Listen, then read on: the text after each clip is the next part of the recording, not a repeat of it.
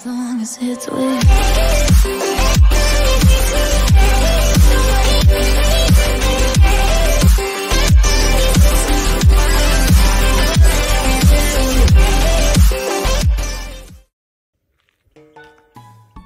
Isang magandang araw naman po sa ating mga viewers. Andito naman po tayo sa panibagong episode ng Popi Mac TV Property and Lot Vlogs upang silipin po ang isang residential farmlot dito po sa bayan po ng Kuya Po, Nueva Ecija. So ang bablog po natin ngayon ay may layo lamang po ng mga 3 hours drive from Manila.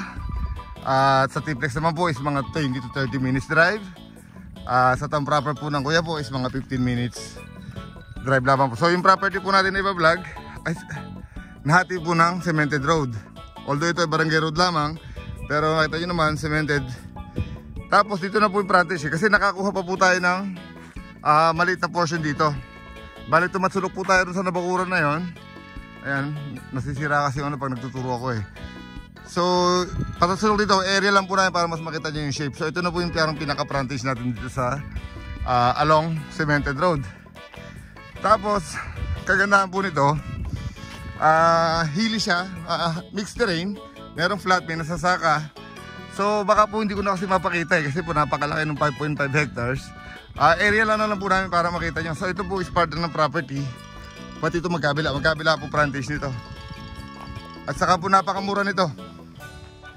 Sa mga lumalakad po na listing, ito po ay isa sa pinakamurang binebenta natin, no? Tapos along cemented road pa po ito. May mga dumadaan na. Tapos ito, pag ganun, paluwag na rito sa area na to. So dito sa loob naman, ayan, may overlooking. Tapos merong bababa, pataas, spaghetti, pababa, pataas.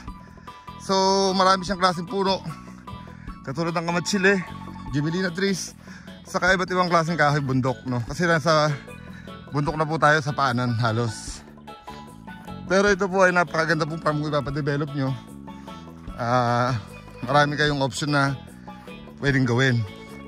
Dahil ito ay mixed terrain, may nasasaka, tapos may fish pond.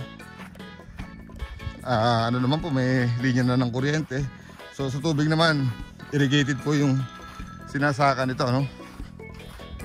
So try ko ipasilip hanggat kaya nating ikutan. Pero usually, yung ano niya, yan yung terrain niya, oh. Pero papasok po yung sasakyan sa property dahil along cemented road po siya. Ngayon po, kung gusto niyo namang ipa-develop,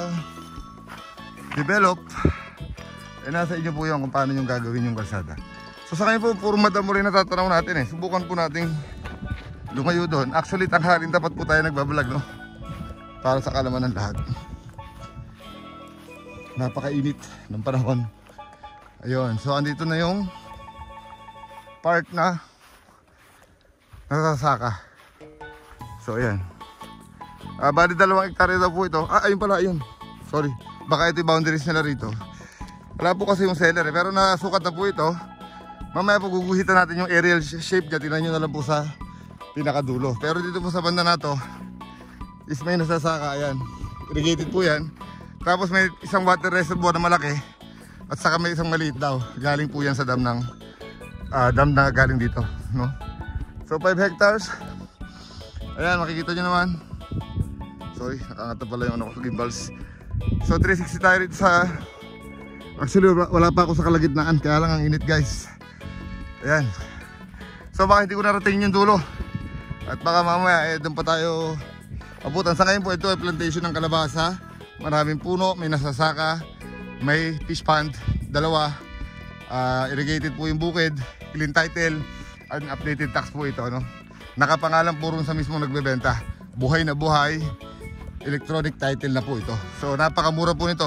Dahil po ang zoning na ng zonal value na po ng Kuya Po is nasa 100 per square na, ito po below 100. So yun. At isa nakapagpasilip na naman po kami ng isang property dito sa bayan ng Kuya Po. Sana po sa mga hindi pa nakakapag-subscribe, may mountain view kayo, mag-subscribe na po kayo, i-hit nyo po yung notification bell para po lagi kayong updated sa mga listing. So yun lamang po, until my next vlog, hope to see you soon. Paalam!